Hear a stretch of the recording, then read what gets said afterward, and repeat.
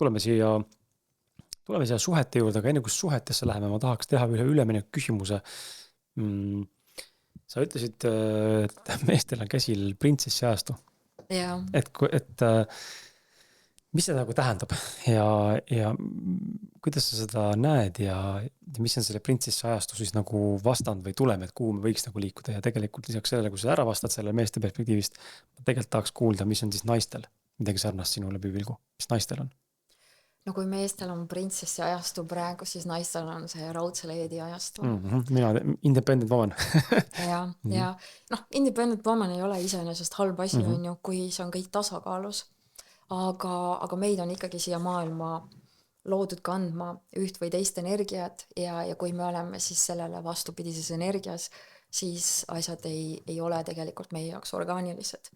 Ja see on hästi paljuski olnud ka minu enda teekond, et ma olen ka päris palju figureerinud või eksisteerinud oma elus meesenergias toimetades ja ma tundsin, et midagi on nagu nii valesti, aga ja minus olid sellised nagu eriti laste sünniga sellised sügavad ürgsed teadmised ja tahe olla nagu hästi naiselik ja teha mingisuguseid asju, aga samas hästi palju tuli ka nagu selle kohta mingisuguseid hinnanguid ja värke.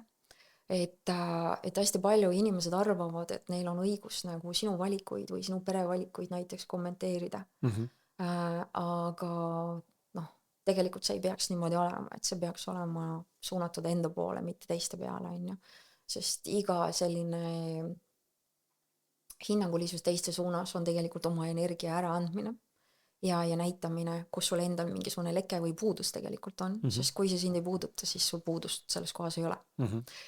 Aga kui trigger puudub, siis sa ei võta ka sõna ja kommenteeri ka? Ei, sind ei koti see absoluutselt siis on ju, ja et sa ajad nagu oma rida ja isegi kui koerad hauguvad, siis so what on ju, sest tegelikult see on ju minu või sinu elu, mida meie elame ja me alati elame seda oma parimal võimalikul viisil ja kogu selle teekonna mõte ju ongi see, et me kujuneks selle elu jooksul selleks säravaks teemantiks ja elaks seda parimal võimalikul viisil, sest meid ei ole kõrgemalt poolt ju loodud siia planeedile lihtsalt kannatama ja virelema ja lihtsalt võib-olla nagu eelmises saates, vaata Kris väga mõnusalt nagu mainis. Mitte mina, vaid siis Leino saatekülaline, just. Et 40 aastat ühel töökohal olema, et me ikkagi oleme loodud nagu nii erialaliselt kui siis ka isiksusena pidevalt nagu arenema.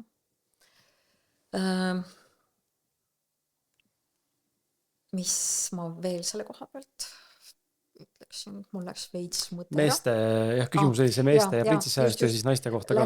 Läksin mõttega hästi kaugele, aga see ongi selline hästi suur teema ja mis ta nagu minu jaoks on või kuidas ta väljendub, siis ongi nagu see, et kui mehed on nagu hästi palju praegu sellises õrnemas ja naiselikus energias, mitte et nad naised on, vaid lihtsalt sellises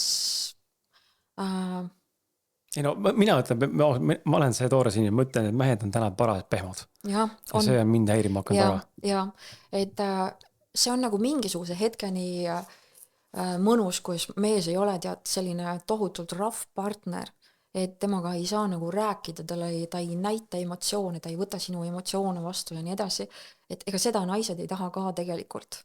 Ainult seda? Ja, et see tänapäeva mees ikkagi ongi nagu see kombinatsioon, et see sügav, tugev mehelikkus, aga ka nagu mõistmine emotsioonide osas, nii enda kui siis oma partneri poolt ja kõik see selline mõnus nagu vastuvõtmine, aga lihtsalt nagu mehelikus väljundis. Ja minu jaoks on nagu see printsessi ajastuga see, et kui need sellised pehmekesed on sellises roosas džempris kuskil diivani peal ja nende missioon ongi selline olla sükene lodev ja lõdva, siis see on minu jaoks nagu see printsessi ajastu.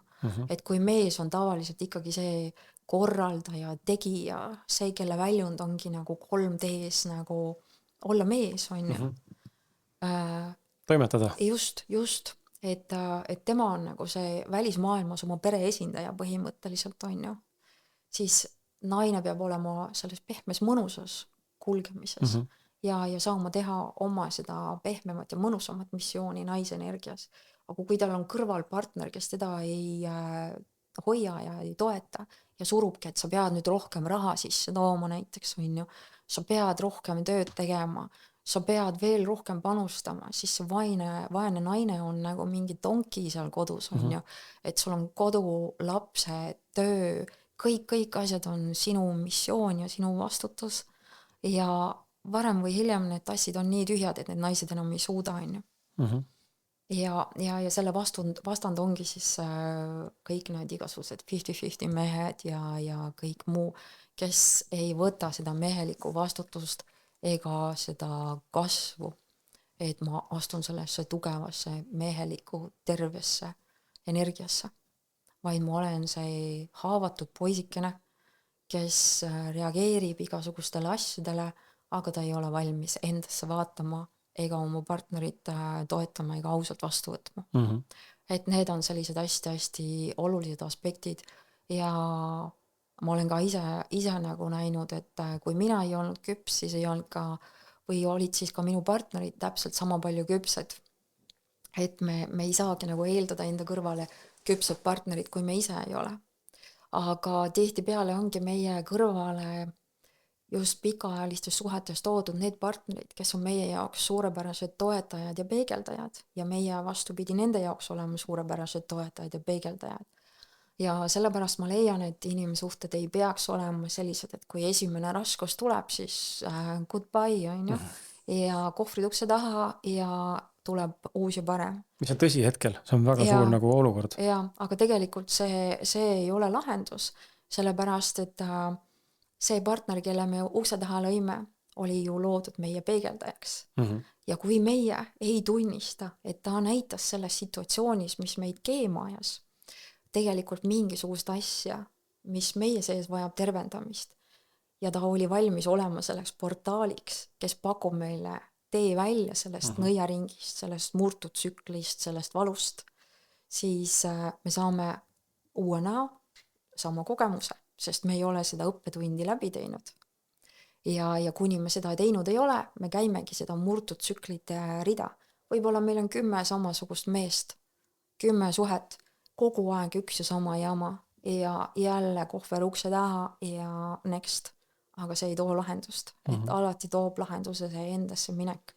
Ja see aus tunnistus, et fuck, on ju, et see on nüüd see teema, kus ma pean endale veelgi sügavamalt ausalt otsa vaatama. Ja selle asja ära lahendama. Vastasel juhul elu läheb edasi ja ring käib edasi.